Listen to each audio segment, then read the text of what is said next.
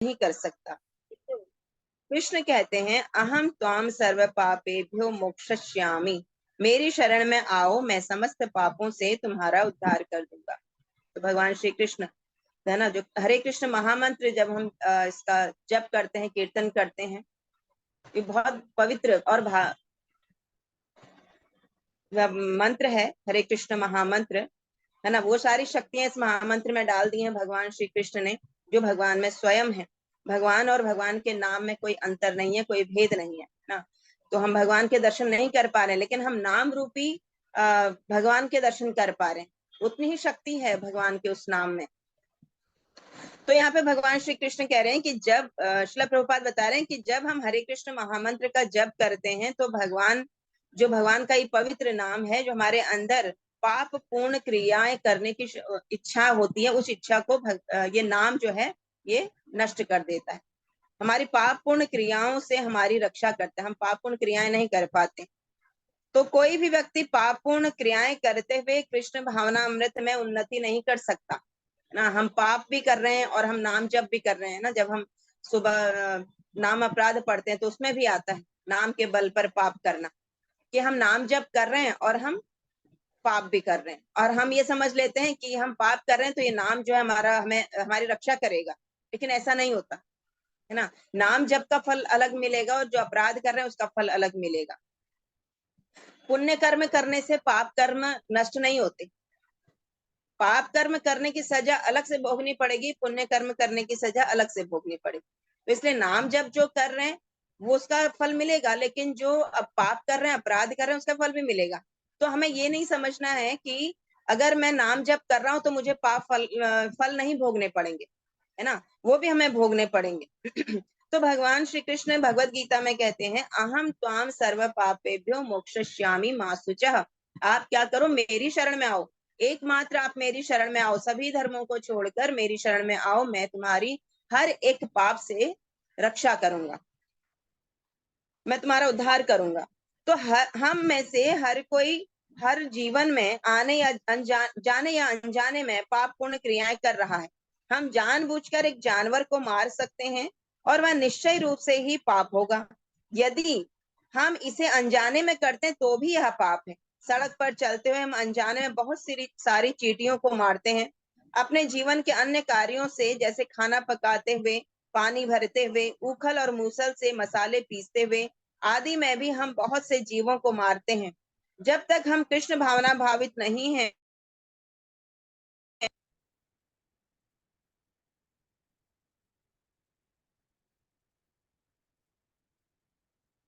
हरे कृष्ण माता जी, आवाज नहीं आ रही है, नहीं हरे आ रही कृष्ण, आवाज। नहीं आ रही है सभी को? हाँ, शिवम प्रभु आ रही है? माता जी आप एक बार लेफ्ट करके दोबारा रिज्वाइन आ रही आ कीजिए। तो हम क्या करते हैं, हम अपने दिनचर्या में, रोज रूटीन के कार्यों में क्या कर रहे हैं, पाप करते हैं। लेकिन हम जानबूझ के नहीं कर रहे, अनजाने में करते हैं। अनजाने में कैसे हो रहा है?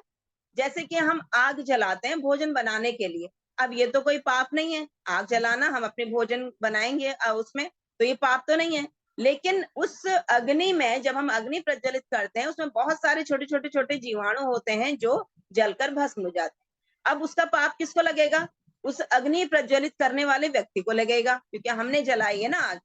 ऐसे ही बताया जाए उखल मूसल, जैसे हम अनाज कूटते हैं या हम मसाले कूटते हैं, लेकिन हमें लग रहा है कि अरे हम तो मसाले कूट रहे हैं, हम तो अनाज कूट रहे हैं, हमें क्यों पाप लगेगा? लेकिन हम पाप कर्म कर रहे हैं।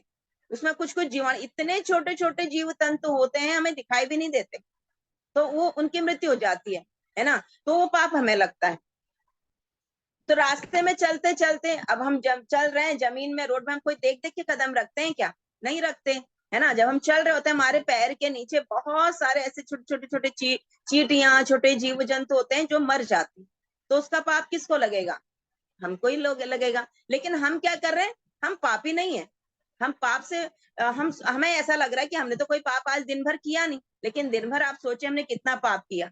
कितनी बार तो हम भोजन बनाने के लिए आग जलाते हैं, है ना। कितनी बार हम सब्जियां जब काटते हैं ना, तो सब्जियां काटते समय भी बहुत सारे जीव, बहुत सारे तंतु जंतु, इनकी हत्या हो जाती है। यहाँ तक कि जब हम श्वास लेते हैं, जब हम श्वास छोड़ते हैं, यहाँ इसमें भी पाप हो जाता है, इसमें भी बहुत सारे छोटे छोटे कीटाणु जो है वो सांस के अंदर सांस के बाहर ऐसे जा रहे हैं, तो उनकी मृत्यु हो जाती है। अब और हम भोजन बना रहे हैं, चल रहे हैं रास्ते में, सांस ले रहे हैं, आप सोचिए कितने सारे पाप कर रहे हैं। लेकिन यहाँ पे बता रहे हैं कि उन सब की सजा मिलती है, लेकिन उस व्यक्ति को नहीं मिलती जब तक हम कृष्ण भावना भावित नहीं है। हमें इन सभी अनजाने में किए गए पापों की सजा मिलेगी। अनजाने में किया, कई बार हम कहते हैं ऐसे कि मुझे नहीं पता था, मैंने जानबूझ के नहीं किया, हो गया अनजाने में हो गया, लेकिन सजा मिलेगी, है ना। कई बार हमें नहीं पता होता, किसी ऐसे कई ऐसे लोग होते हैं, किसी का मर्डर हो जाता है, जानबूझ के नहीं मारा, ठीक है अपने बचाव के लिए करा, लेकिन मर गया, लेकिन सजा तो मिलेगी। ये प्रकृति का नियम है, एक्शन, हर एक्शन का हमें रिएक्शन मिलेगा। हम अगर पाप कर रहे हैं तो भी, और अगर हम पुण्य कर रहे हैं तो भी उसका रिएक्शन मिलेगा। तो इसलिए भगवान कहते हैं कि मेरी शरण में आ जाओ सब कुछ छोड़कर, तो कोई पाप नहीं, कोई पुण्य नहीं, आप मेरी शरण में आ जाओ, मैं तुम्हारी हर पाप से मुक्ति, तुम्हें मुक्त करूंगा, मैं तुम्हारी रक्षा करूंगा। तो अगर एक बच्चा अनजाने में आग को पकड़ लेता है, तो क्या अर्थ, इसका यह अर्थ है कि आग उस बच्चे को माफ कर देगी और उसे नहीं जलाएगी? नहीं, प्रकृति के नियम बहुत ही कठोर हैं, इतने कठोर कि उसमें माफ करने का कोई सवाल ही नहीं उठता। साधारण नियमों में भी अज्ञानता नियम तोड़ने के लिए कोई बहाना नहीं है। अगर हम अदालत में जाएं और कहें कि मैं नहीं जानता था कि यह कार्य दोषपूर्ण है, इस दलील से हम कानून तोड़ने के जुर्म से बच नहीं पाएंगे। इसी तरह अज्ञानता प्रकृति के नियमों को तोड़ने का कोई बहाना नहीं है। अतः यदि हम वास्तव में पापमय जीवन के फलों से मुक्त होना चाहते हैं, तो हमें कृष्ण भावना भावित होना होगा, और तब कृष्ण हमें पाप की क्रियाओं और उसकी प्रतिक्रियाओं से मुक्त करेंगे।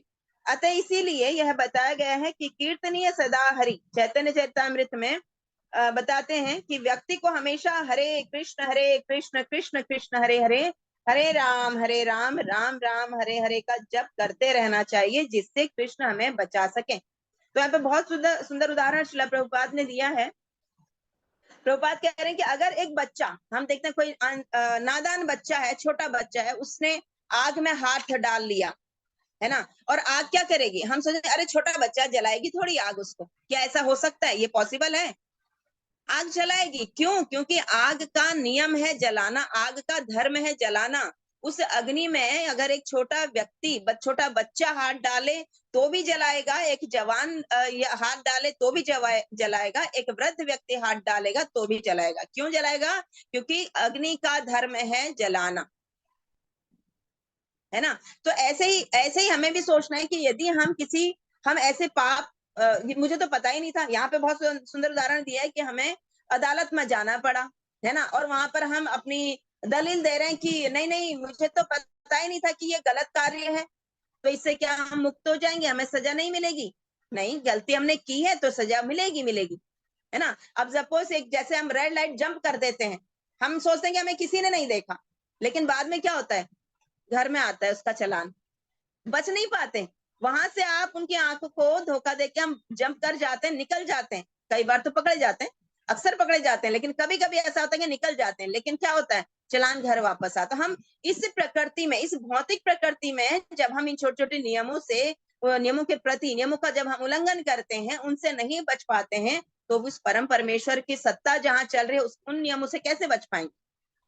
तो उसका एकमात्र उपाय यही है कि हम भगवान कृष्ण के शरणागत हो जाएं, हम कृष्ण भावना भावित जीवन जीने लगे, तो हम इन सभी पापों से मुक्त हो जाते हैं, है ना। तो ये है नामामृत। इस नाम का इस करना क्या है? कुछ नहीं, हरे कृष्ण महामंत्र का कीर्तन करना है, जप करना है ना। तो यहाँ बता रहे हैं कि चैतन्य चरितामृत में आदि लीला 17.31, इसमें बता रहे हैं क्या करना चाहिए व्यक्ति को? कीर्तनीय सदा हरि, सदा हरि का कीर्तन करना चाहिए।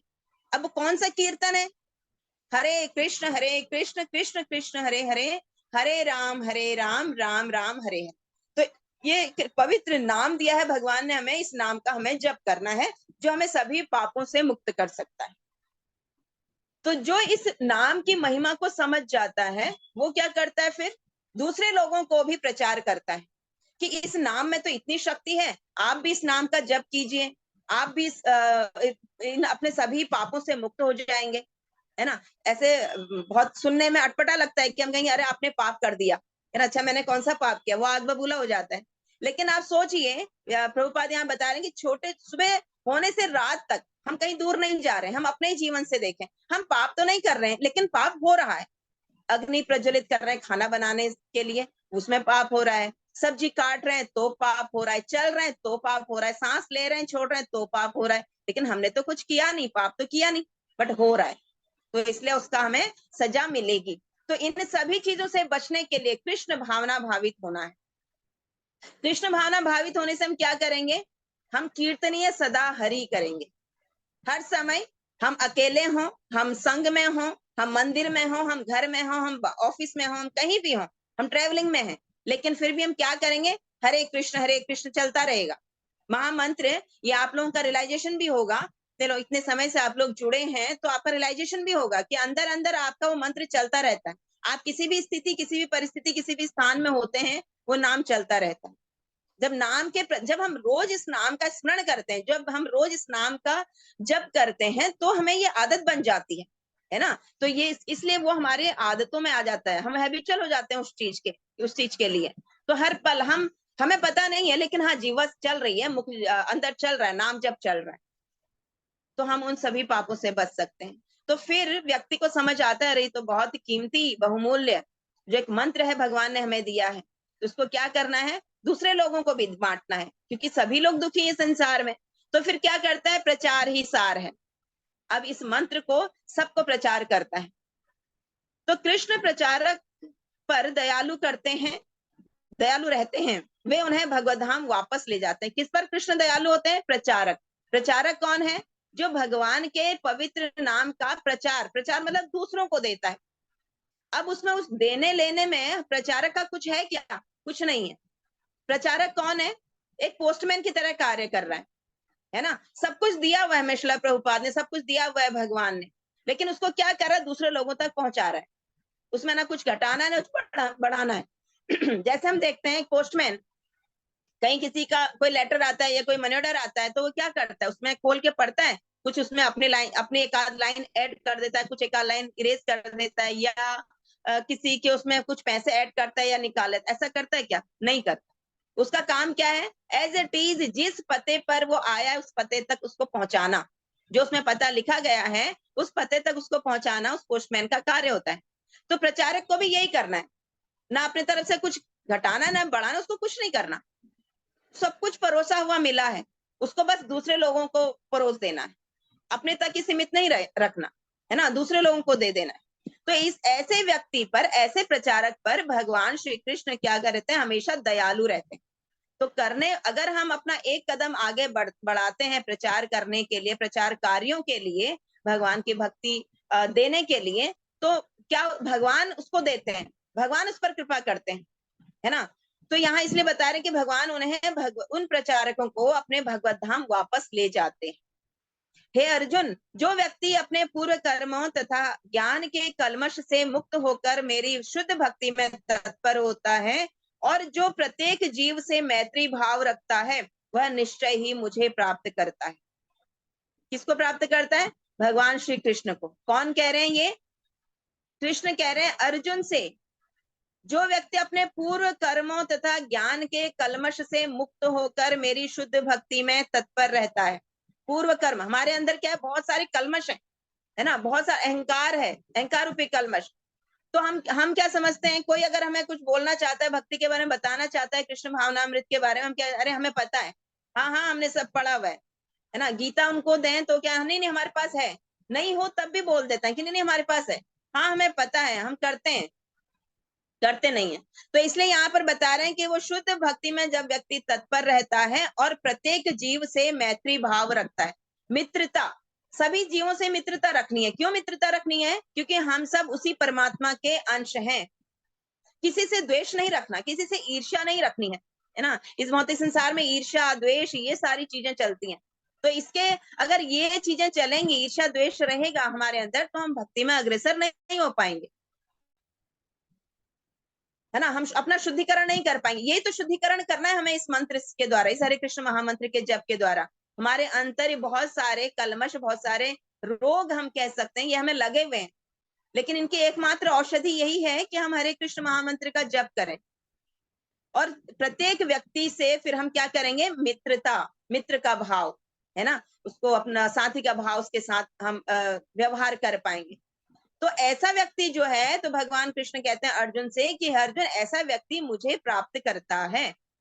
कृष्ण भावनामृत में स्थित भक्त जानता है कि केवल कृष्ण भक्ति ही मनुष्य को जीवन की समस्त समस्याओं से छुटकारा दिला सकती है। इसे इसका व्यक्तिगत अनुभव रहता है, फलतः वह इस प्रणाली को, कृष्ण भावनामृत को मानव समाज में प्रचारित करना चाहता है। इसलिए इतिहास के कई उदाहरण इसके साक्षी हैं कि ईश्वर चेतना का प्रचार करने में कई भगवत भक्तों को अपने जीवन को संकट में डालना पड़ा। ऐसा संकट उन्होंने क्यों उठाया? क्योंकि वे कृष्ण भावनामृत का प्रसार करना चाहते थे और यह कठिन कार्य है। अब प्रचार करना ऐसे बहुत कठिन भी नहीं है, लेकिन हाँ कठिन भी है, क्योंकि आपको अपना अहंकार त्यागना होता है ना। आप जो सम्मान का भाव चाहते हैं वो आपको त्यागना होता है। प्रचारक को हमेशा जरूरी नहीं कि हमेशा फूल माला ही पहनाई जाती है ना, उनको खरी खोटी भी सुनाई जाती है। तो ये हमें ये सहने के लिए, ये सहन शक्ति एक प्रचारक के अंदर होनी चाहिए। तो केवल कृष्ण भक्ति ही मनुष्य को जीवन की समस्त समस्याओं से छुटकारा दिला सकती है, क्योंकि कृष्ण कौन है? परम पुरुष है, सर्वोच्च है ना, परम ईश्वर कृष्ण, ईश्वर परम कृष्ण सच्चिदानंद विग्रह अनादिरादि गोविंद सर्व कारण कारण, सभी कारणों के कारण है भगवान। तो इसलिए जब हम वो हमारे जीवन के समस्त समस्याओं से हमें छुटकारा दिला सकते हैं, तो इसलिए हमें उनकी शरण में जाना चाहिए।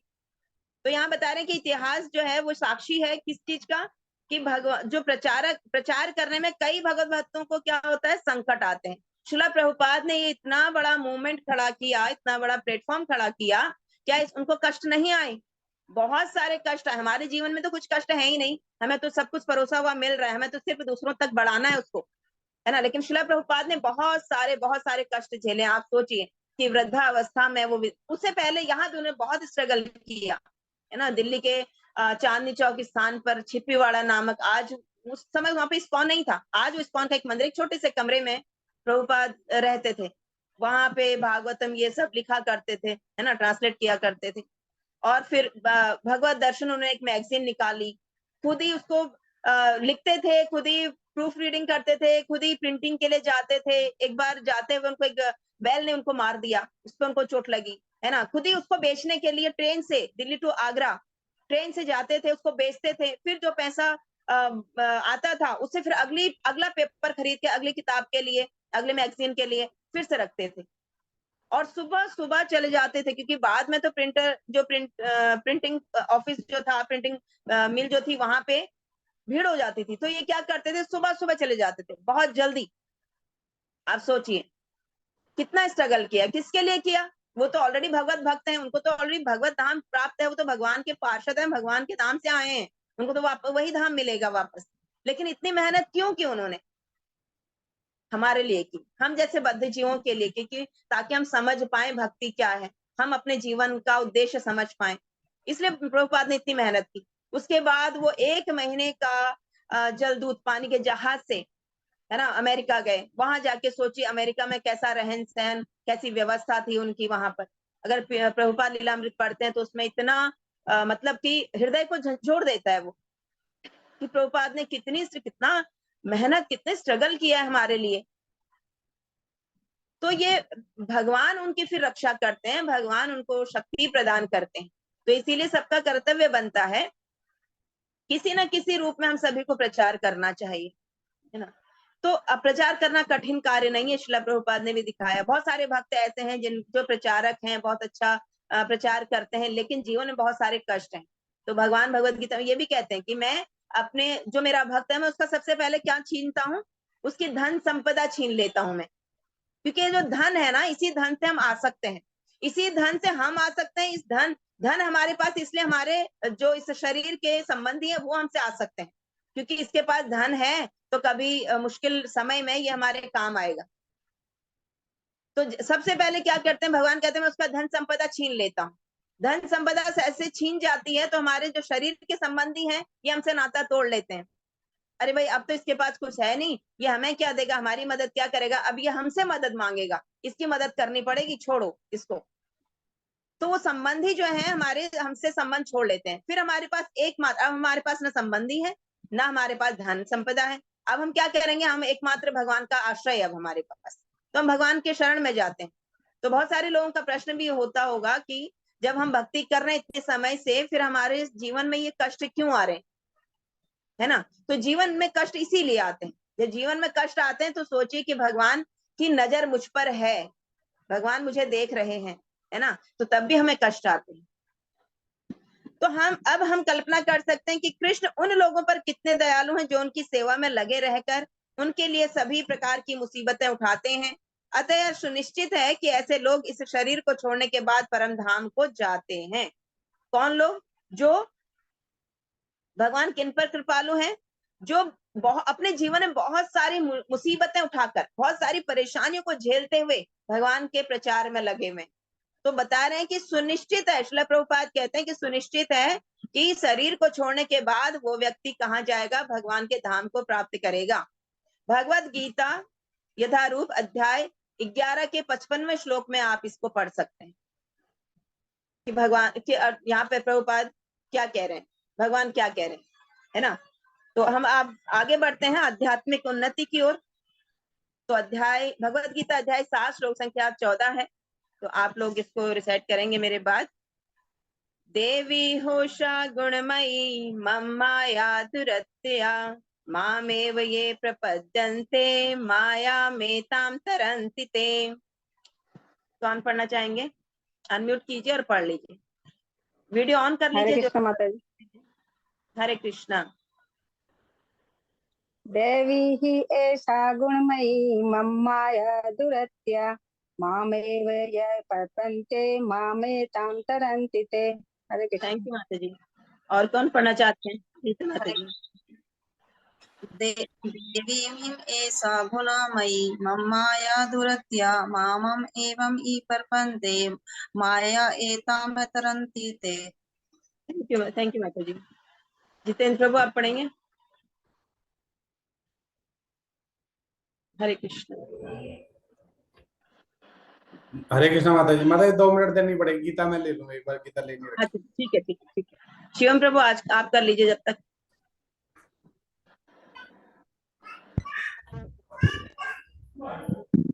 नहीं आ रही शिवम प्रभु। मैं कहता अध्याय कौन सा है माता जी, मिला नहीं अभी मुझे। अध्याय 7 श्लोक संख्या 14। एक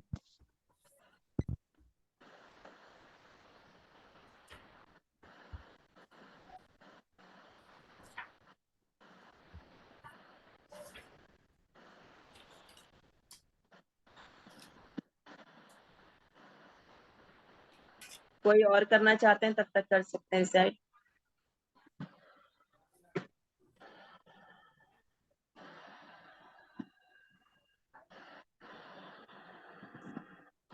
हरे कृष्णा माता जी, मैं पढ़ूं? हाँ जी हाँ जी। टूटा फूटा पढ़ूंगा, मेरे से सही पढ़ा नहीं जाएगा माता जी। प्रयास कीजिए।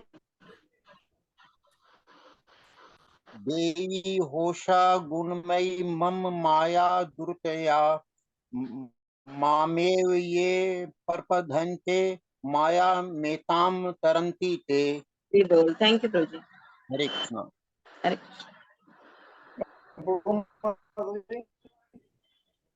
हरे कृष्णा माता जी। पढ़ूं मैं? हाँ जी हाँ। देवी होशा गुणमयी। अभी शिवम प्रभु पढ़ रहे हैं प्रभु, इनके बाद।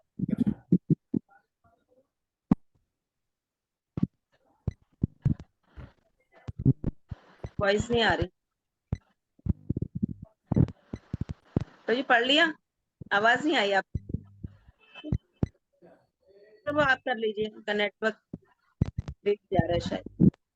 देवी होशा गुणमयी मम माया दुरत्यया मामे ये प्रपद्यन्ते माया मेताम तरन्ति ते। थैंक यू प्रभु।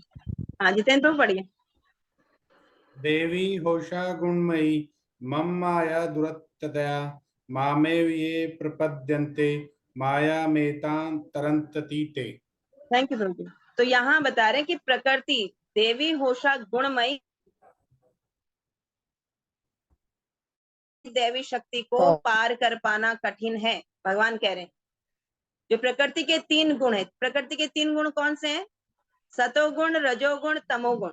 ये 3 गुणों के अंदर रहकर ही व्यक्ति कार्य करता है ना। तो भगवान कहते हैं कि ये 3 गुणों वाली जो मेरी दैवी शक्ति, ये भी भगवान की शक्ति है, दैवी शक्ति, इसको पार कर पाना कठिन है, इससे बाहर नहीं निकल सकते, बहुत मुश्किल है इन 3 गुणों को पार कर पाना। लेकिन भगवान कहते हैं लेकिन जो लोग मेरे शरणागत हो जाते हैं वे सरलता से इसे पार कर जाते हैं। अगर हम सोचें ऐसा कि हम रजोगुण, तमोगुण, सतोगुण इन सबको पार करके शुद्ध सत्वगुण में पहुंच जाएं, भक्त को कहाँ पहुंचना है?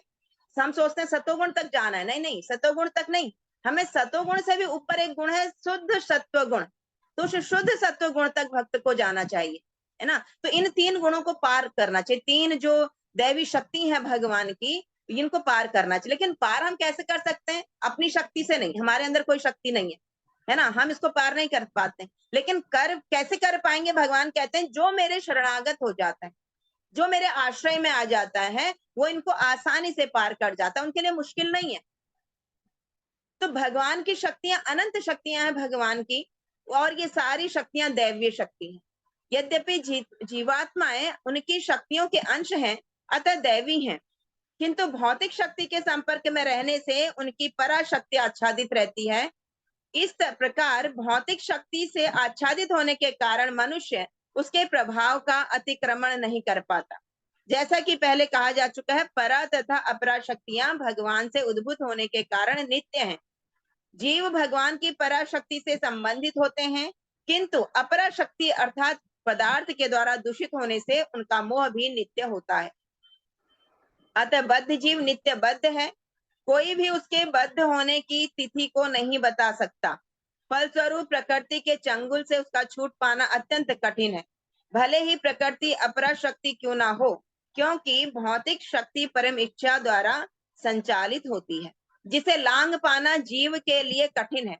यहाँ पर अपरा शक्ति भौतिक प्रकृति को दैवी प्रकृति कहा गया है, क्योंकि इसका संबंध दैवी है तथा इसका चालन दैवी इच्छा से होता है। दैवी इच्छा से संचालन होने के कारण भौतिक प्रकृति अपरा होते हुए भी दृश्य जगत के निर्माण तथा विनाश में महत्वपूर्ण भूमिका निभाती है। वेदों में इसकी पुष्टि इस प्रकार हुई है, मायाम तु प्रकृति विद्यान माइनम तु महेश्वरम। यद्यपि माया मिथ्या या नश्वर है, किंतु माया की पृष्ठभूमि में परम जादूगर भगवान है, जो परम नियंता माहेश्वर कहलाते हैं। तो भगवान की अनंत शक्तियां हैं, बहुत सारी शक्तियां हैं भगवान की, कोई लिमिट नहीं भगवान की शक्तियों की, क्योंकि भगवान ही क्या है। जब हम पढ़ते हैं भगवान षड ऐश्वर्य पूर्ण है, तो उसमें क्या आता है कि भगवान सबसे अधिक बलवान है, सबसे अधिक शक्तिशाली है। तो इतनी अनंत शक्तियां हैं भगवान के अंदर, उनमें से एक शक्ति ये गुण शक्ति भी है। तो गुण रूप, इससे गुणावतार भी भगवान हुए हैं, गुण के रूप में भगवान ने अवतार लिया है। कौन कौन से हैं? जैसे हम बोलते हैं ना कि ब्रह्मा विष्णु महेश, तो ब्रह्मा विष्णु महेश कौन है? भगवान के गुणावतार है। गुण कौन से? ब्रह्मा जी कौन से गुण में है? रजोगुण में। सतोगुण माता जी। हाँ, और शिव जी किस में है? तमोगुण में। और ब्रह्मा जी विष्णु जी किस में है? सतोगुण में। तो ये 3 गुणावतार हैं भगवान के, अलग अलग गुणावतार अलग अलग कार्य करते हैं। जैसे विष्णु जी क्या करते हैं? ब्रह्मा जी करते हैं सृष्टि की रचना, विष्णु जी करते हैं सृष्टि का पालन, और शिव जी करते हैं सृष्टि का संहार। तो अलग अलग गुणों में रहते हुए भगवान अलग अलग कार्यों को करते हैं। और लेकिन ये जादूगर कौन है? कृष्ण ही है ना। अभी हमने पढ़ा कि इसमें जो मेन पावर जिसके पास है, उस पावर कृष्ण के पास है। लेकिन उन्होंने ये सारी शक्तियों के रूप में अवतार लेकर, गुणों के रूप में अवतार लेकर ये कार्य अलग अलग व्यक्ति को सौंप दिए हैं। जैसे कि ब्रह्मा जी, विष्णु जी और महेश, है ना, इनको अलग अलग कार्य दिए हैं। तो ये दैवी इच्छा संचालित होने के लिए भौतिक प्रकृति अपरा होते हुए भी दृश्य जगत के निर्माण तथा विनाश में महत्वपूर्ण भूमिका निभाती है।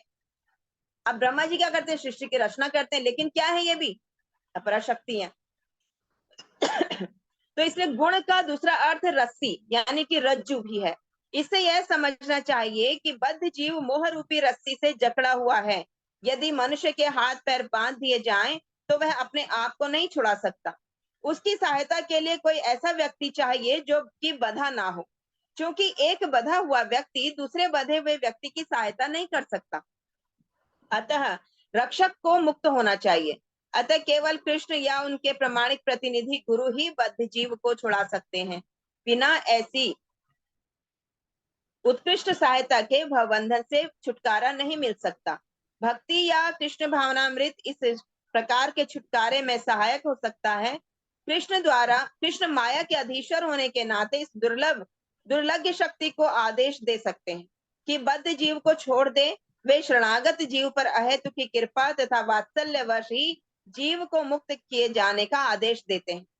क्योंकि जीव मूलतः भगवान का प्रिय पुत्र है, अतः निष्ठुर माया के बंधन से मुक्त होने का एकमात्र साधन है भगवान के चरण कमलों की शरण ग्रहण करना अति अनिवार्य है। तो दूसरा गुण क्या है, एक रस्सी। गुण का एक गुण है, गुण का दूसरा अर्थ बता रहे हैं कि रस्सी है ना। तो यहाँ पे बता रहे हैं कि हम सब इस भौतिक संसार में क्या कर रहे हैं, रस्सियों से बंधे हुए हैं, है ना, गुणों से बंधे हुए हैं अलग अलग। तो अब हम मुक्त होना चाहते हैं।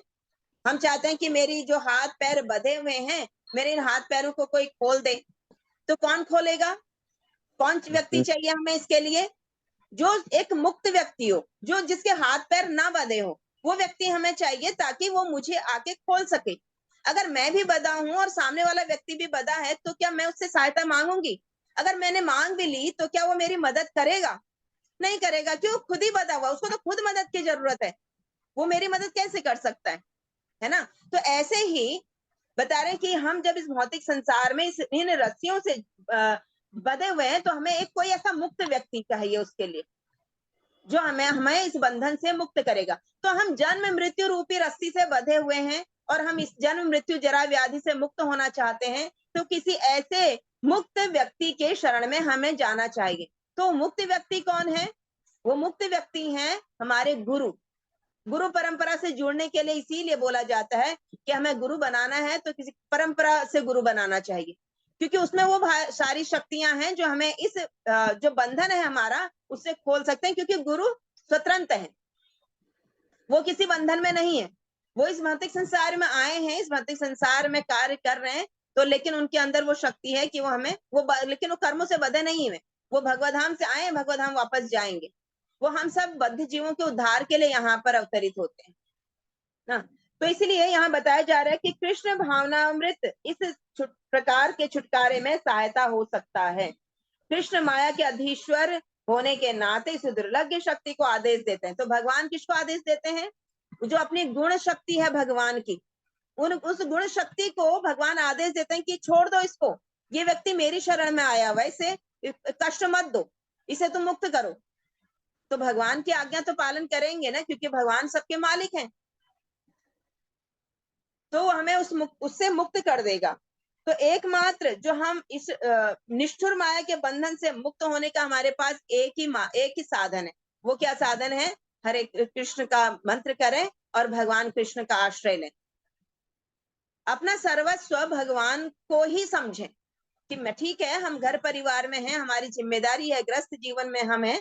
ऐसा नहीं कि गृहस्थ जीवन में है जो भक्ति है वो सिर्फ ब्रह्मचारी या सन्यासी ही कर सकते हैं, उनके लिए नहीं, बहुत जरूरी है गृहस्थ के लिए भी ना। तो हम अपने घर परिवार में रहते हुए अपने कार्यों को, अपनी जिम्मेदारी को निभाते हुए भगवान की भक्ति कर सकते हैं। तो मामेव पद भी अत्यंत सार्थक है। माम का अर्थ है एकमात्र कृष्ण, विष्णु को, ब्रह्मा या शिव को नहीं। एकमात्र किसकी? विष्णु के शरण में या कृष्ण के शरण में। ब्रह्मा या शिव जी क्यों नहीं बोला गया? यद्यपि ब्रह्मा तथा शिव भी अत्यंत महान हैं और प्रायः विष्णु के ही समान हैं, किंतु ऐसे रजोगुण तथा तमोगुण के अवतारों के लिए संभव नहीं कि वे बद्ध जीव को माया के चंगुल से छुड़ा सकें। क्यों? क्योंकि ब्रह्मा जी भी क्या है? रजोगुण की रस्सी से बंधे हुए हैं, है ना। और शिव जी क्या है? वो तमोगुण की रस्सी से बंधे हुए हैं, तो वो भी हमें मुक्त नहीं कर सकते। तो हमें विष्णु की या कृष्ण के शरण में जाना है जो सत्व गुण प्रकट करते हैं, है ना, जो हमें मुक्त कर सकते हैं। दूसरे शब्दों में ब्रह्मा तथा शिव दोनों ही माया के वश में रहते हैं, केवल विष्णु माया के स्वामी हैं, अतः वे ही बद्ध जीव को मुक्त कर सकते हैं। वेदों में बताया गया है, इसकी पुष्टि होती है कि तमेवदित विदित्वा के द्वारा हुई है। इसका अर्थ है कि कृष्ण को जान लेने पर ही मुक्ति संभव है। शिवजी भी इसकी पुष्टि करते हैं कि केवल विष्णु कृपा से मुक्ति प्राप्त की जा सकती है। मुक्ति प्रदाता सर्वेशाम विष्णुरेव न संशय, अर्थात इसमें संदेह नहीं है, कोई संशय नहीं है कि विष्णु ही सब के मुक्तिदाता है। तो विष्णु और कृष्ण और राम में कोई अंतर नहीं, सेम है ना। तो विष्णु ही हमें मुक्ति प्रदान कर सकते हैं, इसमें संदेह नहीं है। यहाँ पर श्रील प्रभुपाद बता रहे हैं मुक्ति प्रदाता सर्वेशाम विष्णुरेव न संशय, तो हमें विष्णु मुक्ति प्रदान कर सकते हैं, इसमें हमें कोई संशय नहीं होना चाहिए, है ना। हमें पूरा आश्वस्त होना चाहिए कि हाँ भगवान मुझे मुक्त कर देंगे। तो ये भगवान की जो शक्तियां, अनेक अनेक शक्तियां जो हैं, उनमें से गुण शक्ति का यहाँ पर हमने चर्चा करी। तो आज कुछ प्रश्न हैं खोज के, इसको लेते हैं। भौतिक प्रकृति किससे बनी होती है? भौतिक प्रकृति किससे बनी होती है? प्रकृति 3 गुणों वाली दैवी शक्ति से बनी हुई है। हर जीव इसमें रजोगुण, तमोगुण, सतोगुण में रहता है, उसी के अंतर्गत रहकर कार्य भी करता है ना। तो इसीलिए वो कभी पाप पूर्ण कार्य करता है, कभी पुण्य पूर्ण कार्य करता है। दूसरा आता है कि भौतिक शक्ति के प्रभाव को पार कर पाना क्यों कठिन है? भौतिक शक्ति जो है, इस शक्ति को पार क्यों नहीं कर पाते हैं, क्यों कठिन बताया गया है?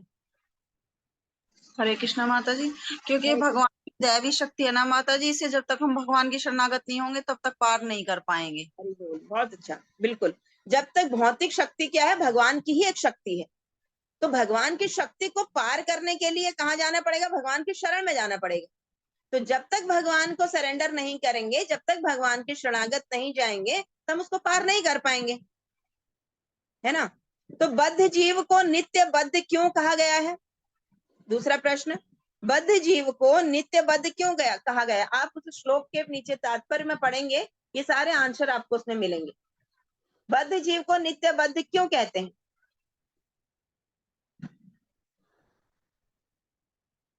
जल्दी से ढूंढ के बताइए। हरे कृष्णा हाँ, माता जी, बद्ध जीव हरे को बद्ध इसलिए कहा गया क्योंकि वो 3 रस्सियों से बंधा हुआ ना माता जी, तमोगुण रजोगुण की रस्सियों से बंधा हुआ, इसलिए उसे नित्य बद्ध कहते हैं। हाँ, हम इस भौतिक संसार में भगवान की दूषित हो गए हम, है ना। इस भौतिक संसार में हम दूषित हो गए हैं। तो यहाँ हम जो भगवान के गुण रूपी जो 3 गुण, त्रिगुणी माया जो है भगवान की, त्रिगुणी माया भी इसको कहते हैं, है ना। रजोगुण, सतोगुण, तमोगुण, 3 गुणी।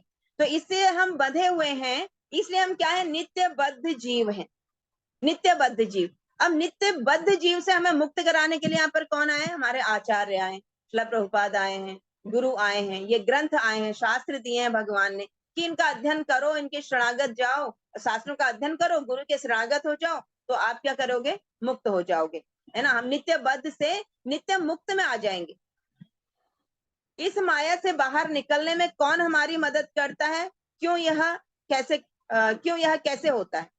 इस माया से बाहर निकलने में हमारी कौन मदद कर सकता है? हम बंधे हुए हैं, है ना। हरे हम बंधे कृष्णा हुए हैं माता जी, सभी। इस माया से बाहर निकलने में माता जी गुरु हमारी मदद करते हैं, क्योंकि वो मुक्त पुरुष हैं और वही हमें मुक्त करा सकते हैं। हाँ, इस माया से बाहर निकलने के लिए हमें एक मुक्त व्यक्ति चाहिए। हम नित्य बद्ध हैं, नित्य बद्ध से मुक्त होने के लिए एक मुक्त व्यक्ति चाहिए, है ना। हम बंधे हुए हैं रस्सियों से, लेकिन हमें जो, अब मैं चाहती हूँ मुझे इन बंधी हुई रस्सियों को कोई खोल दे, तो मुझे कौन व्यक्ति मेरी मदद करेगा? जो स्वयं खुला हुआ है, जिसके हाथ पैर नहीं बंधे हुए, वो मुझे खोलेगा। तो कौन है? हमारे आचार्य हैं, है ना, वो गुरु हैं। तो इसलिए बता रहे हैं कि यहाँ पर भगवान है कि उनकी मदद के बिना हम बाहर नहीं निकल सकते। भगवान की मदद के बिना, भगवान की इस माया से जब भगवान को सरेंडर हो जाते हैं, तो भगवान उस अपनी माया रूपी जो दैवी शक्ति है भगवान की, उसको आदेश देते हैं। क्या आदेश देते हैं? कि इसको छोड़ दो, है ना, इसको छोड़ दो। जैसे कि अक्सर एक उदाहरण दिया जाता है कि गली में बहुत सारे कुत्ते घूम रहे होते हैं, तो म्युनिसिपालिटी वाले आते हैं, कुत्तों को लेके जाते हैं, लेकिन एक कुत्ता जो है जिसके गले में पट्टी है उसको छोड़ जाते हैं। क्यों? क्योंकि उसका मालिक है। ये दर्शाता है, उस कुत्ते के गले में बंधी हुई पट्टी ये दर्शाता है कि ये किसी का पालतू है, किसी का है, कोई मालिक है इसका। वो उसको छोड़ देते हैं, उसको नहीं लेके जाते हैं ना। तो ऐसे ही भगवान अपनी दैवी शक्ति को आदेश देते हैं कि ये मेरे आश्रित है, ये मेरे शरणागत है, तुम इसे छोड़ दो। तो फिर माया हम पर अपना अटैक नहीं करती। जो त्रिगुणी माया है भगवान की, वो उन पर, हम पर अटैक नहीं करती। तो क्यों ब्रह्मा या शिव भगवान हमें मुक्त कराने में हमारी मदद नहीं कर सकते? क्यों मदद नहीं कर सकते हमारी? क्योंकि हरे कृष्णा माता जी। शिवम हरे प्रभु कृष्णा आप माता जी। बोल रहे हैं कि वॉइस नहीं आ पा रही है। हरे कृष्णा माता जी।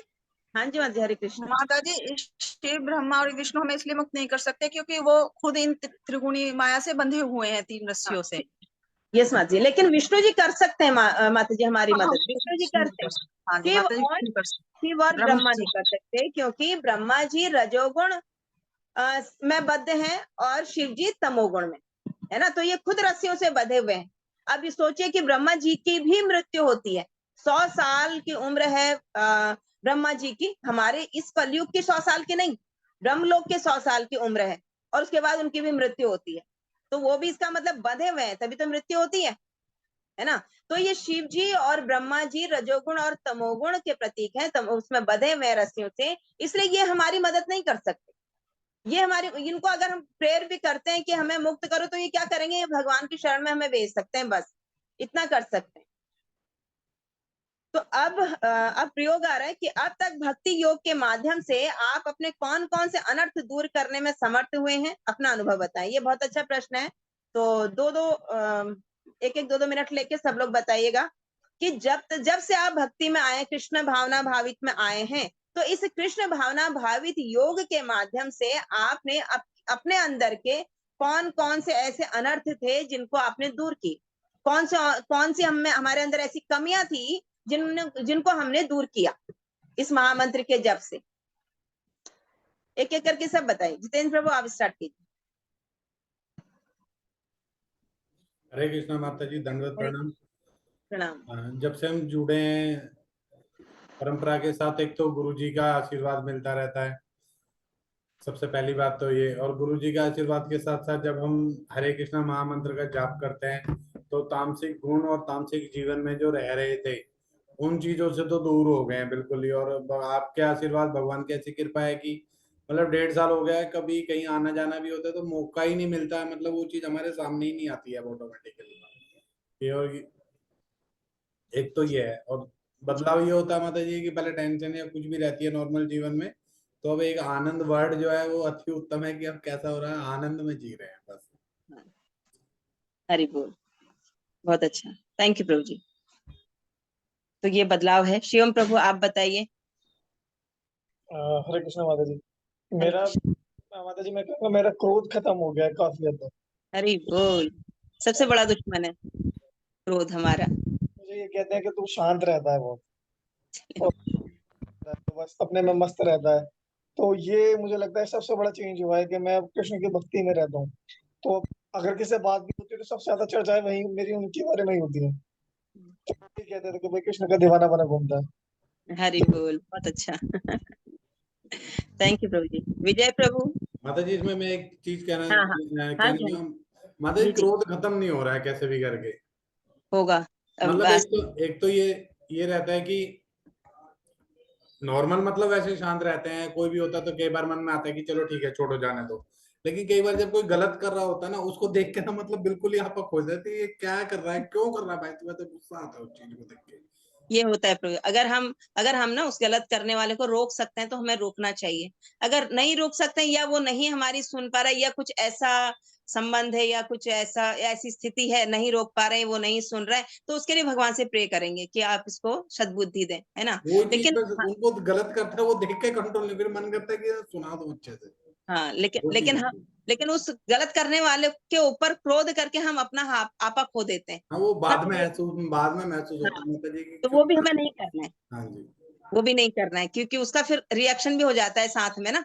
तो वो कार्य नहीं करने, है ना। तो क्रोध आता है, बिल्कुल सही बात है। अब जैसे हम लोग कुछ नहीं खाते, लेकिन कई बार कोई किसी अपने ही संबंधी को देखते हैं कि वो जिद करता है कि मुझे चाय पीनी है, चाय पीनी है। अब गुस्सा भी आता है, लेकिन क्या करें फिर, लेकिन भगवान से प्रे करते हैं, भैया इसको भगवान इसको जल्दी से सद्बुद्धि दीजिए, गलत चीज का सेवन कर रहा है, समझाने से नहीं समझ रहा है ना।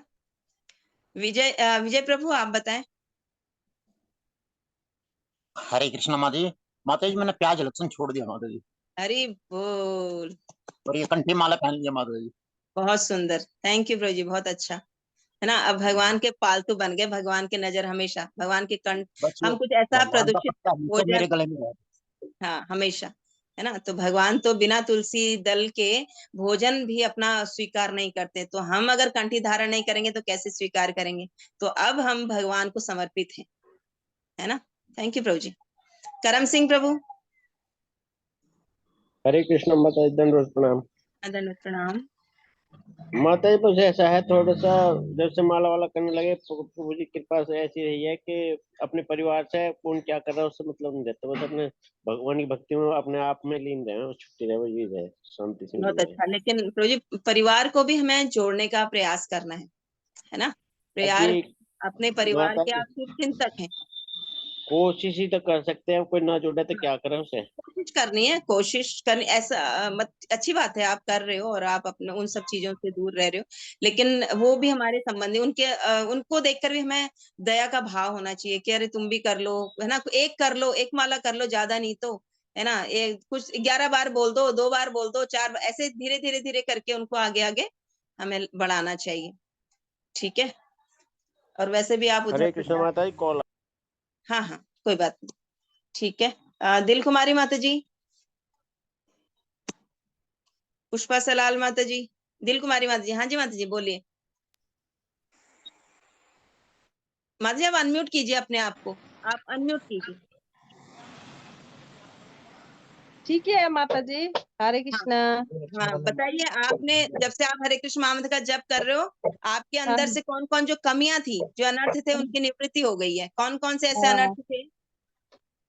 बहुत कुछ माता जी, माला करने को ये नहीं कर रहा था, पूजा करने का ध्यान नहीं, अभी पूरा ध्यान में आता है, पूजा कब करना है, कब उठना है, सुबह में कितना, सुबह में माला जप करना है, सब सब याद आ जाता है अभी तो। सब याद आ जाता है ना। कुछ जो बुराइयां आपके अंदर, कुछ बुराइयां थी इससे पहले। हाँ, गुस्सा ज्यादा उठता था, अभी गुस्सा ज्यादा नहीं उठता है। बहुत अच्छा। बच्चा लोग अपना को क्रोध, ज्यादा ये जो करती चीज थी। हमारे अंदर अति है ना, जिस चीज के हमारे अंदर अति है, उसको भगवान के चरणों में समर्पित कर दो। आप हर लो मेरे इस क्रोध को, आप हर लो मेरे इस निंदा चुगली, कुछ भी हमारे अंदर ऐसा ईर्ष्या द्वेष की भावना आती है, भगवान से प्रार्थना है आप हर लीजिए, है ना। आप गोपियों के हृदय को हरने वाले हैं, आप उनके माखन को चुराने वाले हैं, आप मेरे क्रोध को चुरा लीजिए, आप हर लीजिए, इसका हरण कर लीजिए, है ना। ऐसा प्रार्थना करनी चाहिए। पुष्पा सलाल माता जी। बोलो प्रभु जी बोलो। हरे कृष्णा। बोलो बोलो, तुम्हारी आवाज जा रही है पापा। आपकी आ रही है। विनोद प्रभु आप बोलिए, विनोद शुक्ला प्रभु जी। आ रही है पापा की आवाज, बोल नहीं रहे। एक का बात विनोद तो शुक्ला कौन प्रभु करे किसने 10 बार। म्यूट कर। अरे हरे जा रही कृष्णा। है, बोल रही है माता जी, आ रही है आपकी आवाज कर। आप म्यूट कीजिए, पुष्पा सलाल माता जी म्यूट कीजिए। विनोद प्रभु आप बताएं।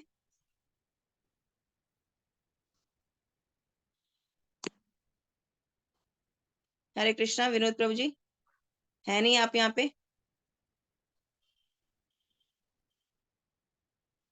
पुष्पा सलाल माता जी आप लोग बताएंगे। हाँ माधव प्रभु बता रहे हैं कुछ। हरे कृष्णा माता जी, दंडवत प्रणाम। हरे कृष्णा, दंडवत प्रणाम। आवाज आ रही माता जी? आवाज आ रही, वीडियो भी ऑन कर लेते।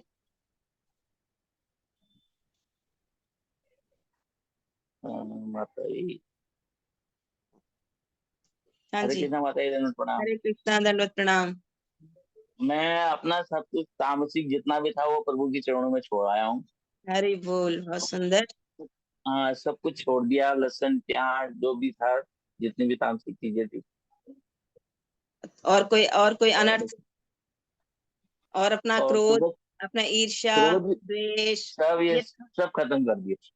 सब अब छोड़ दिया मैंने, अब कोई गुस्सा प्रभु उस्सा के शरण नहीं? में डाल दिया। हरि बोल, बहुत अच्छा, बस अब धन्यवाद थोड़ी प्रभु और का। आगे कृपा मिल जाए। हाँ बिल्कुल बिल्कुल, जब ऐसे त्याग करते हैं तो कृपा मिलती है ना। भगवान को समर्पित, भगवान की प्रसन्नता के लिए आप वो कार्य करें तो भगवान उसको बहुत जल्द पूर्ण करते हैं। ये विश्वास हमारे अंदर होना चाहिए, भगवान उस चीज को उससे करता है ना। तो किसी का कोई और प्रश्न है यहाँ पे?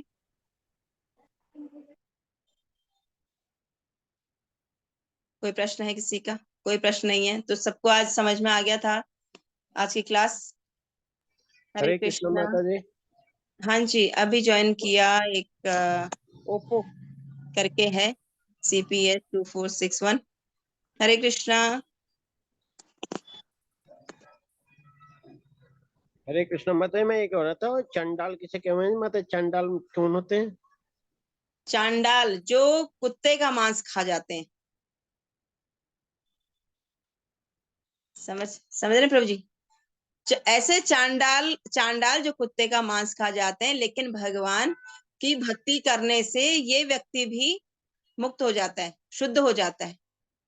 तो पवित्र जो भगवान हरे कृष्ण महामंत्र है ना, जो ये कुछ भी आपने पाप किए हो, पीछे कुछ भी आपने अपराध किए हो, अगर आज हम उन सबको त्याग कर भगवान के शरणागत हो जाते हैं, भगवान के आश्रय में आ जाते हैं, हरे कृष्ण महामंत्र का जप करने लगते हैं, तो हम पिछले किए गए सारे पापों से, सारे अपराधों से मुक्त हो जाते हैं। आप सोचिए कि कितना पावरफुल है ये नाम, कितना पावरफुल है ये मंत्र। कलयुग में ही ये काम करेगा। अभी आने वाले 10,000 सालों तक इस मंत्र ने काम करना है।